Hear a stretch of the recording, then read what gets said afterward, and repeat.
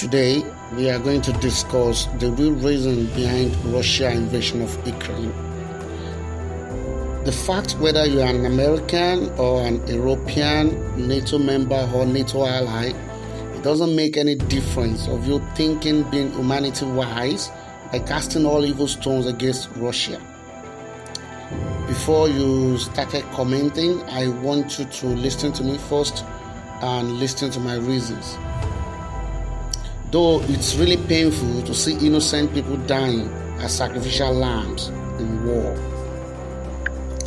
Unless if you are among the few people with true moral compass of humanity who spoke and condemned NATO and its allies, also in a total terms, when they did 10 times more seem evil to human race than Russian Federation does, without facing such humanitarian gravity of proportional echoes and penalties, and the sanctions, which most is of empty human spirit, but loyal to religion, race, power, money, and politicizing forces. No one is actually happy about the Russian invasion of Ukraine, and no one actually wants to see human beings suffer the great suffering that the Ukrainian peoples are experiencing right now, and our prayers are with them. But even though with the current Russian invasion of Ukraine come to reality, resulting from deep rot in global leadership and evil precedent set by NATO and allies bloc from its establishment to date, concerns of Russian Federation to its existential, economic and military threats are legit. Yes, if we actually look into that, what they are asking for is legit. If we try and look into NATO and allies' historical activities, because there is widely saying that preventive measures are better than curative ones. However, no sensible person will ever like to see powerful people shedding blood and killing weaker ones. No matter the discourse, peace-loving human beings try to avoid war at all costs for peace to reign.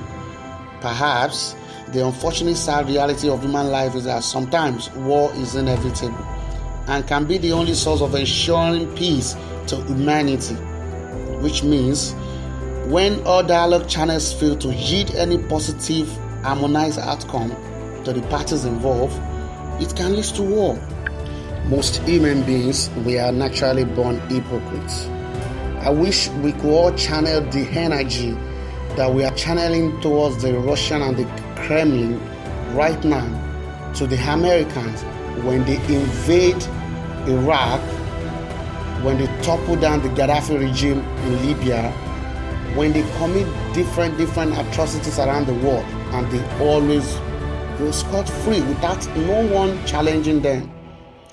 The bad momentum challenging humanity is majority of people worldwide are programmed to think one way and are complying obediently to such inhumane politicizing forces of religion, race, nationality, power, and money dirty tricks.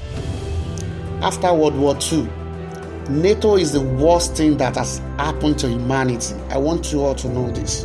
You can try and search about different NATO activities and you will know what I'm saying is actually true. Human race safety in relation to political, economic, and military stability of all nations are much more prosperous without NATO. Without NATO, the human race are governing themselves. There is peace around the world. NATO is nothing but a military bully to economic cash cows, only to the highest benefit of corporate dominant factors. Even among member states of the bloc, talk less about lower average. I don't see a reasons why the Ukrainian president Volodymyr Zelensky will not sit down with his neighbor and actually sort things out with his neighbor, but he chooses to use his citizen as human shield, which is something that is widely used by terrorists. For example, during the time of Osama bin Laden, Osama was always seen hiding deep where there are a lot of children and a lot of civilians. So the president of Ukraine, Volodymyr Zelensky, are choosing to sacrifice the country and its people for being used as a tool of United States imperialism. My sympathies goes to the suffering Ukrainians for having such leadership. Let us not fail to understand that Ukraine and Russia had signed the Minsk Agreement 8 years ago.